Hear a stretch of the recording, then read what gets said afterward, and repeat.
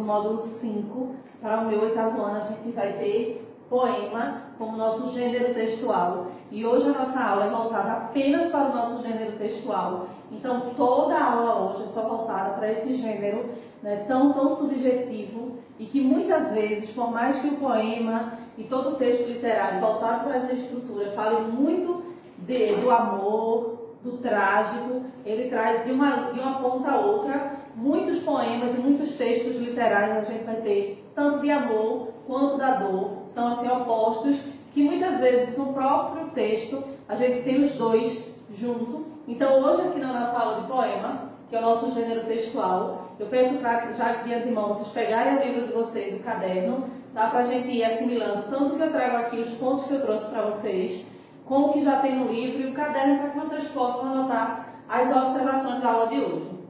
Hoje a gente vai ver poema, um pouco da sua estrutura, o que define e todo o universo aí desse gênero textual que faz, a gente pode dizer que é algo antigo, né, desde sua criação, mas hoje a gente vê e a gente vai perceber que ele ainda é muito cotidiano. É algo que a gente dá poema, soneto, poesia, algo de antigamente. Hoje em dia ninguém mais liga para isso, ninguém mais escreve. A gente hoje não tem muitos poemas, né, em alta, a gente não tem muitas pessoas que escrevam ainda. E aí a gente vê que há um grande engano, e por mais que os anos se passem, que as décadas se passem, os séculos se passem, mas ele é um tipo de texto que ele não envelhece. Ok? Então hoje, agora a gente vai aprender um pouco mais sobre poema, e eu peço para que vocês peguem o livro de vocês para que a gente venha a somar com isso.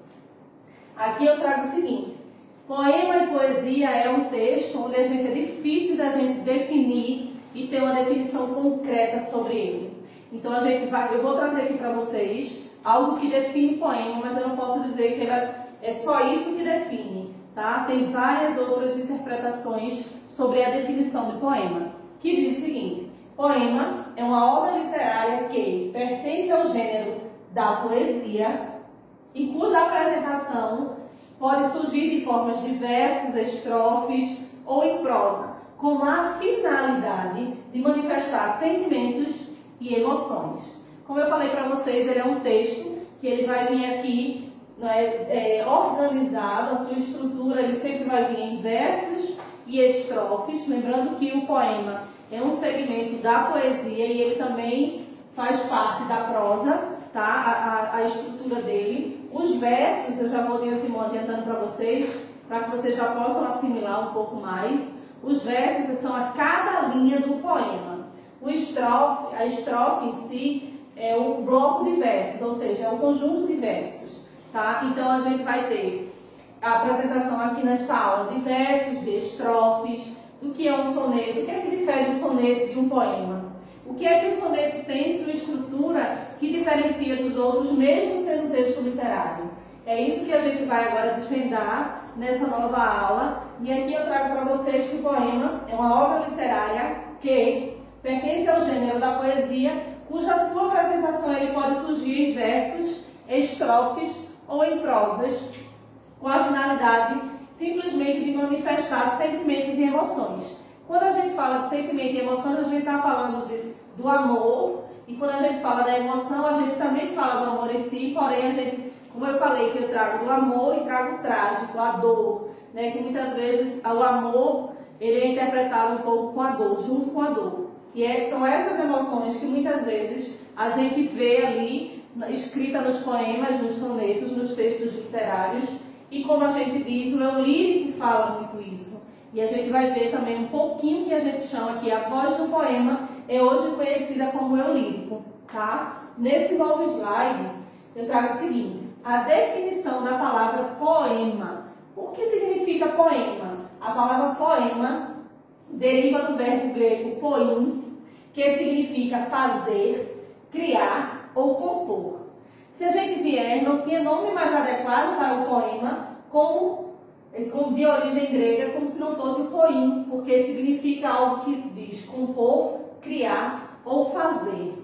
Logo, quando a gente está ali escrevendo um poema, a gente está compondo os versos, uma estrofe, um soneto, seja um texto literário qual for, é algo bem particular. Muitas vezes são sentimentos vividos por quem escreve, pelo seu autor. E muitas vezes são apenas frutos de algumas inspirações, de momentos vividos e até de algo de algum acontecimento que ele veio a saber, que não necessariamente que sejam fatos vividos por quem o escreve, ok? E é inquestionável a importância da literatura grega, bem como sua influência nas composições literárias posteriores. Então, hoje, tudo que a gente entende enquanto poesia, enquanto poema, enquanto literatura, a gente deve muito à influência grega, porque eles foram que começaram a entender e conseguiram expressar em papéis todos esses tipos de sentimentos. No próximo slide, a gente vai ver o seguinte: linguagem poética. O que seria uma linguagem poética? Quando a gente fala de linguagem, a gente lembra tudo aquilo que se fala, que se expressa. Pois bem, geralmente se apresenta em formas de versos, estrofes. Isso aqui eu já falei para vocês. Os versos são as linhas dos poemas. A estrofe nada mais é do que o conjunto de versos. Porém, a gente tem dentro dessa forma de versos e estrofes a rima e o ritmo. A rima significa ali aquelas terminações do meio para o fim de cada verso, que elas podem ser iguais ou intercaladas, mas isso a gente vai ver um pouco também mais na frente na nossa aula. E aqui eu trago o seguinte: um poema lírico, que assim designado por ser cantado ao som de uma lira. Antigamente os versos, os poemas, eles eram declamados, o que a gente chama de coreto. Só trazendo para a realidade para vocês o que seria um coreto. A gente tem aqui no centro da nossa cidade a Praça do Canhão, que ao lado do canhão, né, o símbolo da praça, a gente tem um coreto. E ali eles eram declamados, esses poemas, ao som do instrumento lira. Por isso, hoje a gente chama de poema lírico. Por isso existe a presença da musicalidade no poema, devido ao seu surgimento lá, há muito tempo atrás, porque eles eram declamados ao som desse instrumento lira. E com a evolução e a trazida aí da assimilação, tanto da declamação com a necessidade da musicalidade, graças a esse instrumento, a lira, hoje a gente chama os poemas de poemas líricos. E assim originou o gênero de arte que hoje se entende como lírico. Os poemas dramáticos. Lembra que eu falei para vocês bem no início da aula que a gente tem desde o amor à tragédia. Então a gente vai ler muito aí ao longo da nossa vida vários poemas escritos por grandes escritores, tá? Com dramas. A gente traz desde o alto ao baixo, desde o amor ao drama, desde a alegria à sua infinita tristeza. Então os poemas, ele vai trazer diversos segmentos aí. Os poemas dramáticos eram escritos de formas diversas para serem encenados.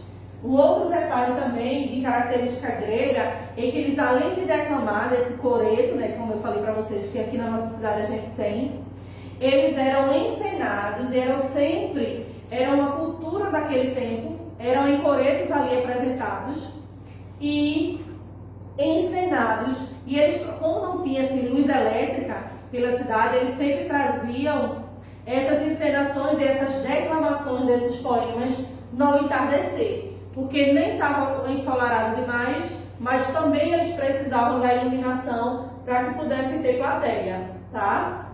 No próximo slide a gente vai ver o seguinte: ainda sobre a linguagem poética, eu quero trazer para vocês esses pontos aqui. A função poética caracteriza-se por uma preocupação como forma de discurso, ou seja, o modo utilizado para transmitir uma mensagem. Essa função da linguagem é encontrada em obras literárias e muitas vezes confundida com função emotiva. Como eu sempre disse para vocês, né, que não é a primeira vez que a gente está vendo a aula sobre poema, ele trata um gênero textual que ele fala muito das emoções. Ele está ali transcrito em palavras muito do sentimento de quem o compõe, de quem o escreve. Mas não necessariamente precisa ter sido vivido por quem está escrevendo, tá? E muitas vezes, como antes ele era confundido com uma função emotiva. Quando a gente trata muito de emoção e muito de sentimento, as pessoas confundem muito, mas nem sempre essa função e essa emoção que está ali transcrita no papel foi vivida por quem o escreve, ok? Ainda sobre a estrutura agora do poema, a gente vai ver o seguinte. Lembra lá no início da aula eu falei que os versos, que o poema em si, esse gênero textual, ele é dividido em versos e estrofes. Versos são cada linha ali do poema e as estrofes são ali um conjunto de versos, né? Cada bloco ali de versos divididos. As características são versos, métrica, as estrofes, rima e ritmo. Quando a gente fala de ritmo, é porque a gente tem que lembrar, né, como eu falei agora na aula, que quando na Grécia, ainda bem lá no início, quando esse gênero começou a surgir, ele era declamado, ele precisava do instrumento da lira, por isso hoje a gente tem esse texto, esse gênero textual, com esse ritmo e com essa musicalidade, graças lá desde o seu início, que ele era declamado ao som da lira.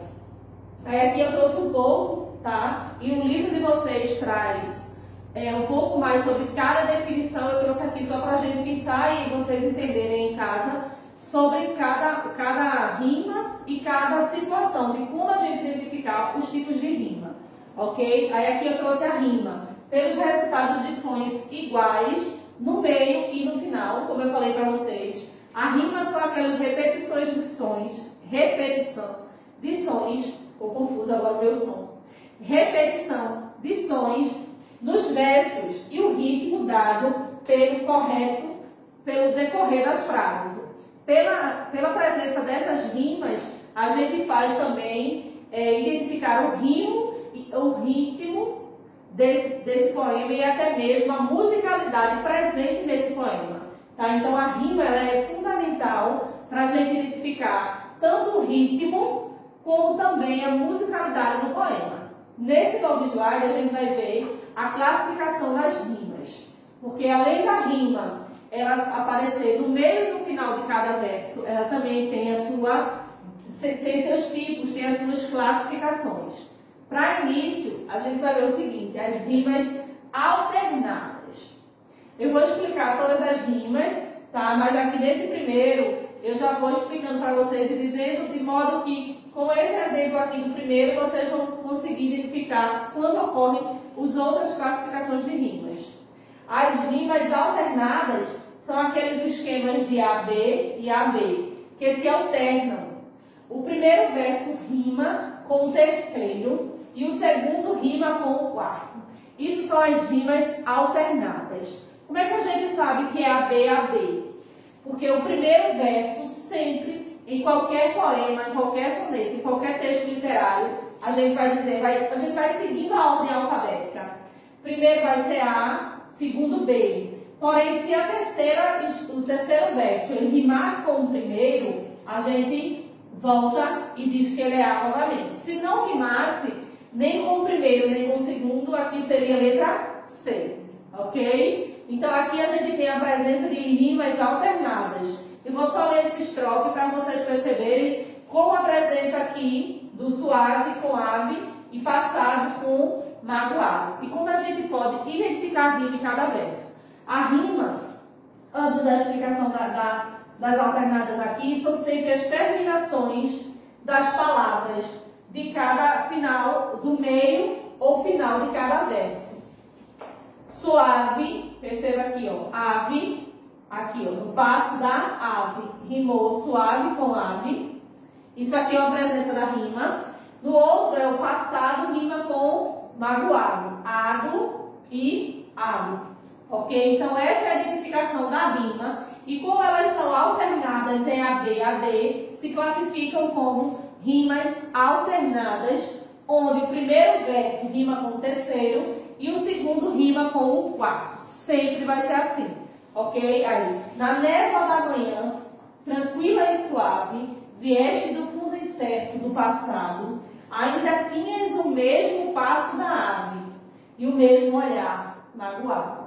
Percebam que quando eu digo tranquila e suave, no passo da ave, incerto do passado, no olhar magoado. Eles rimam, porque aqui tem as terminações do suave com ave e passado com magoado. Isso é uma estrofe do poema Romance, tá? A primeira estrofe desse poema que eu trouxe para vocês. E aqui a gente tem um exemplo de uma dos estrofes dos tipos de rimas alternadas, AB, AB. Não é só essa, a gente vai ter agora um novo tipo de rima que eu vou estar apresentando para vocês.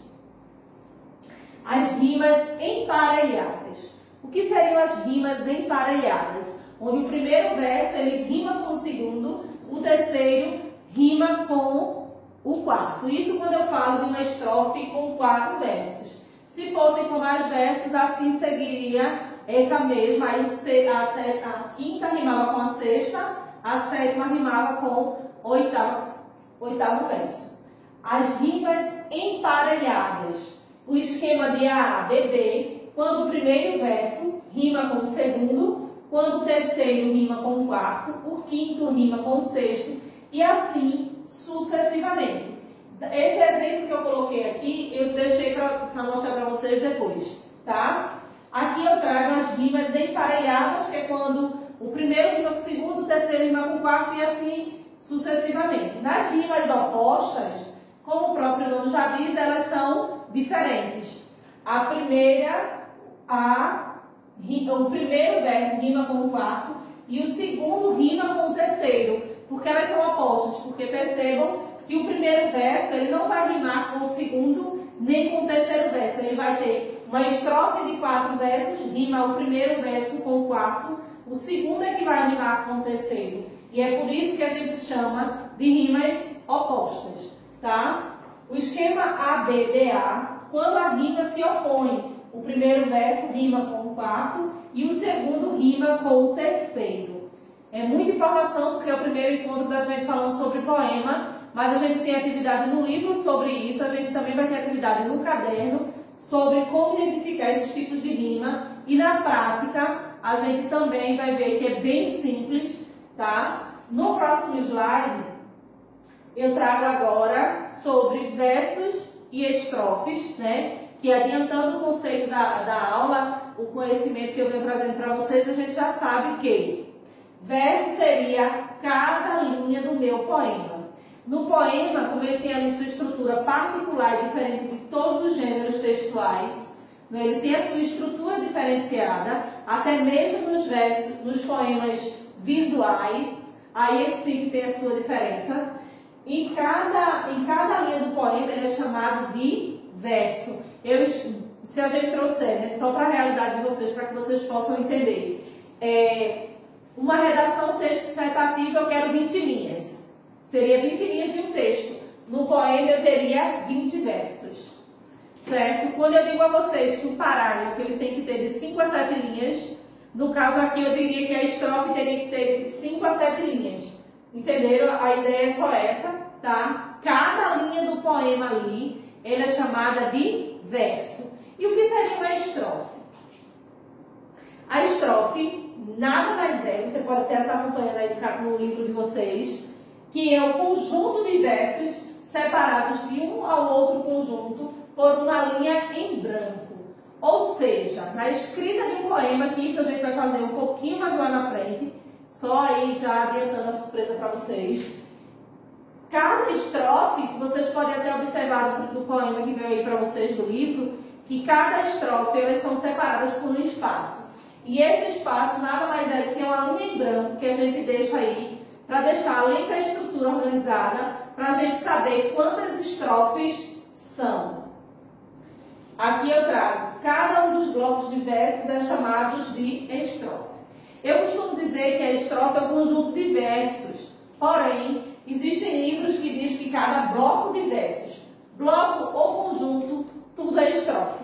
Eu trouxe só para que vocês possam assimilar, porque depois pode ser que a gente veja com essa nomenclatura aqui de blocos e vocês fiquem um pouco perdidos nessa relação aí, ok? Nesse novo slide aqui, eu trago um pouquinho sobre soneto, tá? Eu sei que é nosso gênero textual é poema e mini-conto, mas aí eu não poderia passar por cima do soneto, tá? E dizer que ele não existe, eu não deixar vocês com esse conhecimento. Soneto é o único texto literário que ele tem uma sua estrutura fixa. Ele é o único texto literário onde eu vou ter 2 quartetos, ou seja, 2 estrofes de 4 versos e 2 tercetos, que nada mais é do que 2 estrofes de 3 versos. Ou seja, o meu soneto, ele é o único texto literário de estrutura fixa com 14 versos, sendo eles distribuídos em 2 quartetos e 2 tercetos. A musicalidade, a rima, a estrutura segue a mesma linha, é da mesma origem. Porém, o que diferencia ele da poesia e do poema é que ele sempre vai ter 14 versos. Sempre. Aí eu trouxe aqui para vocês o seguinte: denomina-se soneto um poema de forma fixa, composto por 14 versos, apresentado em 4 estrofes, sendo 2 quartetos e 2 tercetos.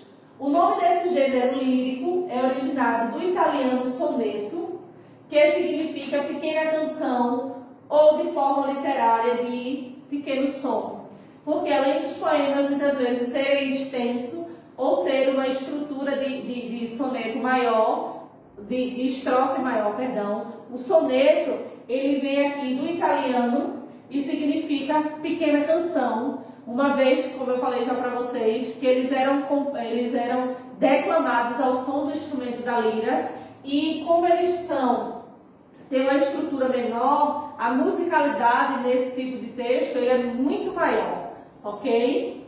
No próximo, eu trago agora para vocês o mesmo texto, o mesmo poema que traz na abertura do capítulo de vocês. E foi por isso que lá no início da aula eu pedi para que vocês pegassem, para que a gente pudesse fazer aqui a leitura desse poema, tá? Eu só quero ressaltar para vocês que cada pontinho desse aqui é como se fosse uma estrofe. Eu não deixei porque eu queria fazer a leitura dele no slide só, para que a gente ficasse menor. Aí eu deixei dessa forma, tá? É o texto de abertura do módulo de vocês, as 100 razões do amor.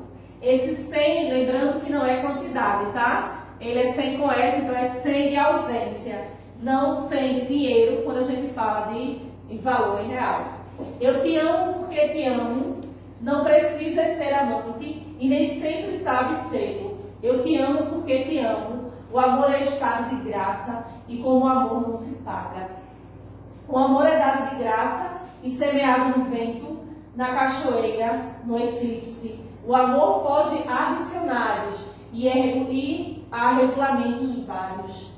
Eu te amo porque te amo bastante ou demais a mim, porque amor não se troca, não se conjuga, nem se ama, porque amor é amor a nada, feliz e forte em si mesmo.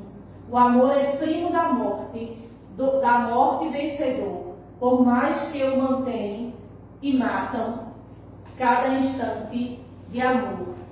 Percebam que em cada verso, tá? Em cada verso aqui, a gente tem aí contrapartida daquele amor. Quando nos primeiros versos ele diz que eu te amo porque te amo e não precisas ser amantes. Ou seja, o meu amor por ti é tão grande que eu não preciso que me ames, tá? É uma necessidade tão grande que o lírico tem de expressar o amor por uma pessoa que ele chega a dizer que o seu amor se basta, né? Então, é dessa forma aqui que a gente vê a presença da musicalidade, da rima, é tão sutil que até numa leitura simples a gente percebe a rima, a musicalidade, a métrica aqui desse poema, tá? Das 100 razões do amor. E na última estrofe, percebam como é marcante e trágica. O amor é primo da morte vencedor. Por mais que o matem e matam a cada instante de amor. Por mais que ele esteja me matando, por mais que ele esteja me sufocando, é amor. Então existe o amor sabio, né, que é quando a gente fala de que faz bem, que é recíproco, e existe muita gente que ama e ama dessa forma, por mais que me matem ou que o matem, é amor. Então percebam que aqui nessa última estrofe a gente tem desde o amor à morte. Então, uma das características desse gênero é tratar de todos os tipos de emoções, principalmente do amor, desde o amor mais sutil e verdadeiro, como a gente diz que é o amor de mãe, o amor de filho para mãe, como esses amor que matam, esses amores que não são recíprocos. E eles fazem, e eles compõem, eles escrevem de uma maneira que fica sutil.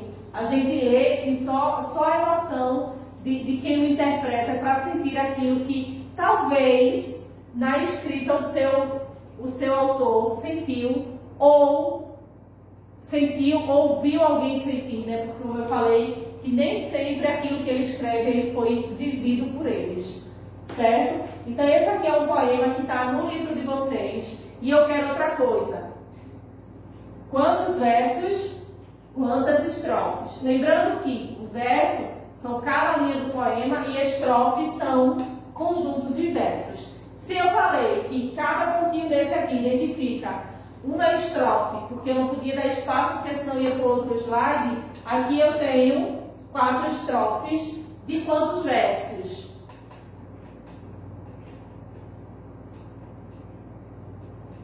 20 versos, ok? Então eu tenho aqui 100 razões de amor, 20 versos, 4 estrofes, ok? No próximo slide, a gente vai ter a atividade para casa com esse soneto aqui, Soneto da Felicidade, né, de Vinícius de Moraes, que eu acho espetacular.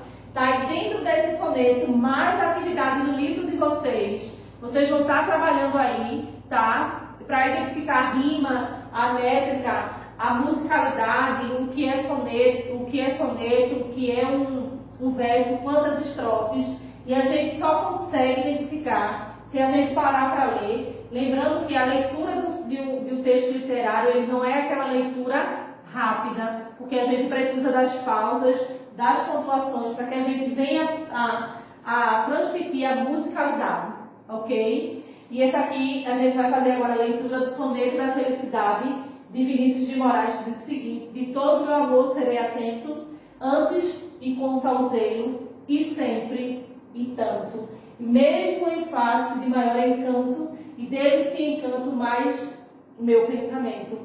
Quero viver em cada momento, e em seu louvor hei de espalhar o meu canto, e rir o meu riso, e derramar o meu pranto, e ao se pesar o seu contentamento. E assim, quando mais tarde me procure, quem sabe a morte, a angústia de quem vive, quem sabe a solidão a fim de quem ama, eu possa dizer do amor que tive, sem não seja imortal, posto que é chama, mas que seja infinito enquanto dure. Vinícius de Moraes. Então aí a gente tem a presença de um soneto, como eu falei para vocês, dentro da aula do poema, a gente também viu um pouco sobre o soneto, lembrando que soneto ele tem 4 estrofes, sendo 2 quartetos, ou seja, 2 estrofes de 4 versos, mais 2 estrofes de 3 versos, ok? Aqui eu tenho 3 versos, 2 sextetos e 2 quartetos, e esse eu apresento para vocês o Soneto da Felicidade, um dos maiores escritores da literatura até hoje brasileiro é Vinícius de Moraes, tá? E agora eu vou mostrar para vocês a atividade